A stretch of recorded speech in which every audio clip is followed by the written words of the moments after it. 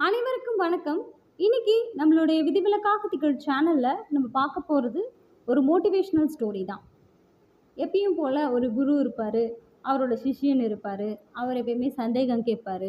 அதே மாதிரி தான் இங்கேயும், நான் ஏன் தொடர்ச்சியா காலையில இத்தனை மணிக்கு வரணும்னு சொல்றீங்க, இத்தனை மணிக்கு போகணும்னு சொல்றீங்க, இவ்வளோ கண்டிஷன்ஸ் போடுறீங்க, இத்தனை விஷயங்கள ஒரு நாள்ல முடிக்கணும்னு சொல்றீங்க, இந்தந்த டைம்ல தான் இதெல்லாம் செய்யணும்னு சொல்றீங்க, இதெல்லாம் என்னால முடியல. எனக்குன்னு ஒரு நாள் ரெஸ்ட் வேணாமா? அப்படி இப்படின்னு நெறைய கேள்விகள சிஷ்யன் வந்து குரு கிட்ட கேட்குறாரு. அதுக்கு குரு வந்து ஒரு கதைய சொல்றாரு. அந்த கதை தான் இன்னைக்கு நம்மளுடைய மோட்டிவேஷனல் ஸ்டோரி. ஒரு ஆற காமிக்கிறாரு. இந்த ஆறு ஸ்டார்ட் ஆகுற இடம் எங்கேன்னு கேட்டோனே, இந்த மலையில இருந்து இப்படி தண்ணி வடிஞ்சு இந்த ஆறு வந்து ஸ்டார்ட் ஆகுது அப்படின்னு சொல்றாரு. இது எங்க போய் சேரும்? கடல்ல போய் சேரும் அப்படின்னு சொல்லிட்டு அந்த பையன் சிஷ்யன் சொல்றான்.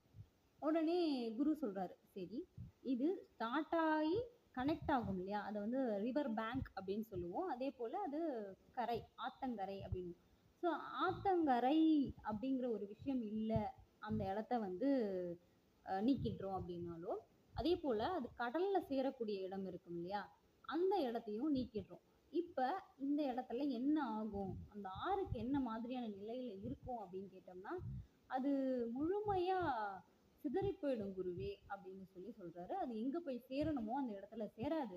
அது மட்டும் இல்லாம அது ஆறு அப்படிங்கிற அந்த ஸ்டேட்டஸே இழந்துடும் குருவே அப்படின்னு சொல்றாரு. உடனே குரு என்ன சொல்றாருன்னா, இப்ப புரியுதா? நம்மளுடைய வாழ்க்கையில கன்சிஸ்டன்சி அப்படிங்கிறது ரொம்ப முக்கியம். ஒரு விஷயத்த நம்மளுக்கு வேணும் அப்படின்னா, அது தொடர்ச்சியா செய்யணும். அது எந்த சூழ்நிலையிலும் செய்யணும். எப்படிப்பட்ட டிஸ்ட்ராக்ஷன் வந்தாலும் அத செய்யணும். அப்படினால் மட்டுமே தான் அந்த விஷயம் நம்மளுக்கு கிடைக்கும். அந்த கன்சிஸ்டன்சி அப்படிங்கிறது பிரேக் ஆவறது எப்படின்னா, அந்த ரிவர் பேங்க்ல அந்த ரிவர் அந்த கனெக்டிவிட்டிய பிரேக் ஆச்சுன்னா, அங்கங்க சிதறி போற மாரி தான் நம்மளுடைய லட்சியங்களும் சிதறி போயிடும். அது கடல போய் சேராத மாரி தான் நம்ம லட்சியத்த நோக்கி சேர முடியாமலே போயிடும். அதனால அந்த அளவுக்கு கன்சிஸ்டன்சின்றது முக்கியம். ஒரு டைம் பீரியடே ஃபிக்ஸ் ஆவாம நம்ம ஒரு வேலைய செய்யணும்னா, அத செய்ய மாட்டோம்.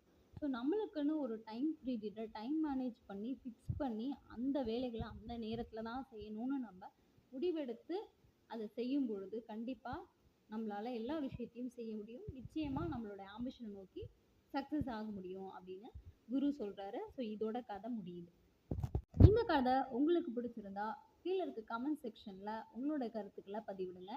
இது போல வேற என்ன வீடியோஸ் நான் போடணும் அப்படிங்கிறத கீழே இருக்க கமெண்ட் செக்ஷன்ல சொல்லுங்க. நன்றி, வணக்கம்.